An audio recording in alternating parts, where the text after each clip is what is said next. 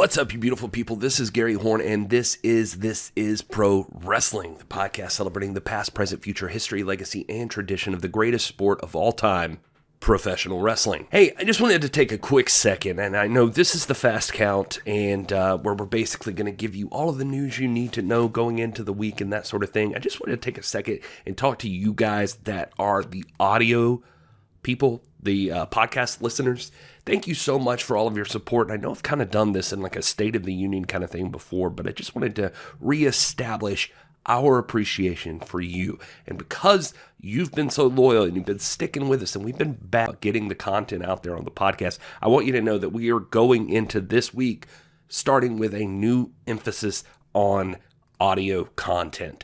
Trust me, it's coming back. The podcast is going to be a focal point. We've been focused on these live streams and yada, yada, yada, and everybody can't join those, and I get it, and it's fun to do, but, you know, we love our community, but a lot of you are out there listening, and you need new stuff. Well, don't worry, baby birds, we're going to feed you. The audio portion is going to be top priority from here on out. I say that, this will be the first thing, dropping on a Monday. We're planning on having content for you every single day, if for nothing else than to go over the wrestling news so you know what you need to know about professional wrestling and where it stands right now. Now, obviously, this one's getting out a little bit later on a Monday than I normally would have liked it to have, but we're going to fix that. I'm going to have more of a flow the future weeks. We just had like a big meeting about all of this stuff last night, and I think Will and Rob and myself are all on the same page, and I think we got a system set up that this is going to be really, really cool. All right, all of that out of the way, we're just going to jump right in to the news for February the 8th, 2021.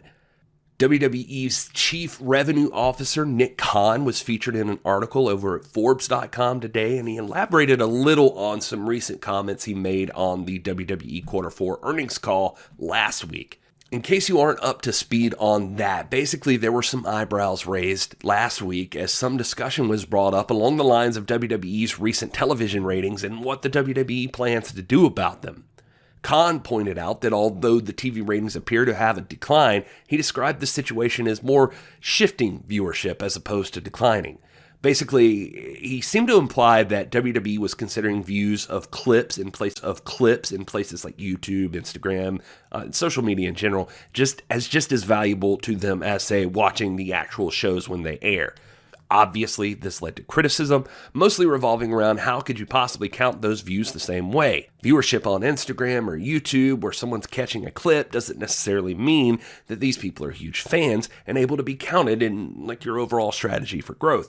Well, in the Forbes article, Khan elaborated a bit more this time, saying, quote, "In all my time in LA since SmackDown started in October 2019 through when I moved to Connecticut, I watched every episode of SmackDown live on the app. So my viewership, your viewership, they're not counted in the ratings. It's not simply, hey, there's a departure. People are watching on YouTube, Facebook, etc. People are watching the direct-to-consumer product, which only Fox knows how many folks are actually watching that.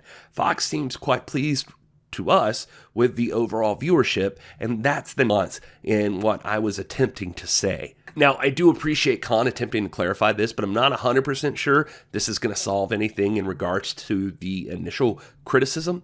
Essentially, critics of these statements will still hang on to the idea that one thing is not equal to the other, and likely they'll also continue to emphasize that the median age for WWE's audience continues to rise, which means they'll need to show how they're reaching younger fans and if these views in other platforms will amount to the revenue that they want in the coming years. And, you know, the critics, they may technically be right, but at the end of the day, WWE is just going to have to take a quick moment to point out that they just landed a $1 billion deal with NBC Universal's Peacock streaming service, and essentially that's going to be the ultimate mic drop. I guess I'm just saying don't expect them to be fazed by critics. Of course, I say that, but there also does seem to be at least a teeny tiny bit of effort at pulling some of you cool kids in. In that interview, Khan also did mention that he's, quote, not convinced that there are a group of 15-year-olds watching linear television who just don't happen to be watching us. They're finding our content elsewhere, and we have to get to them before they're even 15 to make sure we have a chance to win over new fans. So when the other fans start to phase out and get older, we always have a new population coming in. He also elaborated that they're working on a few animated properties, gaming strategy, and he says you'll be, quote, seeing a lot more of Bad Bunny. Now, Bad Bunny, although he may not mean everything to everyone, Bad Bunny is obviously a huge star. It has meant a lot for the WWE in terms of merchandise already. Khan also specifically name-dropped superstar Cardi B as someone else they'd like to work with. Since touring right now is kind of off limits for musicians, these stars are more apt to be able to work out a deal with WWE, it sounds like. Also on Twitter, dropping his name into the hat, the rap star Bow Wow, saying on Twitter, "Now I know this might sound crazy, but after I drop my last album, I will focus on TV and film, and joining the WWE has been a lifelong childhood dream to wrestle there." So anyway, you get the idea. He's basically saying he's interested. So I guess we'll just have to stay tuned and see where all of that lands. In other quick news, congrats to Rob Gronkowski for being the very first former WWE champion to also win a Super Bowl. I'm sure this will be all Gronk needs to secure himself in both the NFL and WWE Hall of Fame. On a more somber note, we of course also want to send our love and prayers out to Terry Funk today, as yesterday Dustin Rhodes tweeted out, "Just got off the phone with Terry Funk. He's in a lot of pain and could use some prayers. One of the greatest #true legends to ever be in the ring. Appreciate y'all." Of course, this created quite a stir, and Rhodes did go on to clarify, saying, "Just to clarify, guys, Terry Funk is just in severe pain with his hip. He is a tough SOB." This still prompted a lot of nice response, and considering Terry Funk's one of the greats, a giant legend in the business, they're all well warranted, and even got this one from Mick Foley with a nice picture there, and Mick Foley saying, "I'm wishing my friend and mentor, Terry Funk, the very best as he deals with some serious pain issues. The Funker's hip is giving him a lot of trouble. No one sacrificed more for the fans than Terry Funk, the GOAT in my opinion, because he made it so easy to believe." So, again, well wishes out to Terry Funk. Hope he feels better soon.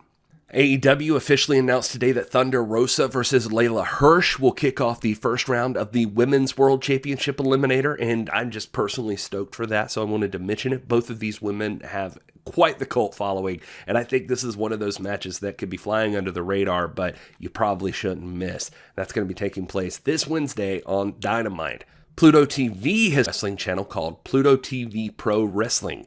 It's on channel 732. They made a deal with IWTV, and it'll be airing independent matches from all around the world. It actually started at the beginning of February, but they've got Beyond Wrestling, Women's Wrestling Revolution, their entire library, Defy Wrestling, and you can get Pluto TV on anything if you guys don't have it. I mean, it's on Amazon Fire, Apple TV, Chromecast, PlayStation, TiVo, Roku, all of the things. It's there. You can find Pluto TV. But anyway, just a 24/7 pro wrestling channel. Kind of cool. And the final little tidbit of news, Josh Barnett has announced 2 new Bloodsport shows, one on February 13th, one on February 20th. Both will be done at an undisclosed location in Los Angeles. They're available on iPay-per-view starting at 7 p.m. Eastern, and they'll only be available for like 3 days once they come on the show. Nothing announced as to where you'll see it streamed. Last time it was Fight TV, I think. The card for the February 13th show has Jeff Cobb. February 13th show has Jeff Cobb versus Chris Dickinson. Davey Boy Smith Jr. versus Calvin Tankman. Tom Lawler versus Simon Grimm. Grizzly Cal Jack versus Nolan Edward. Alex Coughlin versus J.R. Kratos, one half of the NWA Tag Team Champions, I might add. Super Beast versus Bad Dude Tito. Royce Isaacs versus Calder McCall, and Diego Perez versus Gil Guardado. If you're not familiar with Bloodsport, it's a lot of fun if you're just looking for something different. It's like Raw Underground, except they started that. Raw Underground was essentially kind of copying them, but it's like the ring with no ropes, and it just is more of a fight. It's a lot of fun to watch. I think you'll dig it if you check it out. Obviously, you're probably not hearing this before Monday Night Raw, so I won't go into too much detail there. Basically, we're looking for a Charlotte Flair and Lacey Evans face-off, and Drew McIntyre versus Randy Orton again. Make sure, though, that you do check out Ring of Honor, which also comes out on Monday nights, and I can't emphasize enough, Love those guys. They do such a good job. And this week you got Hot Sauce Tracy Williams versus the world famous CB. And you got an 8-man tag match as the Briscoes, PCO, and Brody King take on Flip Gordon and LFI. And all of those wrestlers are fantastic. And Ring of Honor just does great storytelling and really good wrestling. It's available on Fight TV. If you're not watching it, it's on demand, streaming for free. So please check out Ring of Honor. It's very good right now, and I think you'll dig it. Okay, that's going to do it for me this week. Thank you so much for listening. And make sure you hit us up on social at TIPW Show. And I am available everywhere on social at This Is Gary Horne. And can't wait to hear from you. Let us know if you like these, what you want to see. What would you rather us do? What do you want to see more of? Hopefully you're out there and you're listening. If you're listening, it's always good to hear back, to know that people are out there just checking us out. We love you guys. Thank you so much. And until next time, enjoy your gravy cake.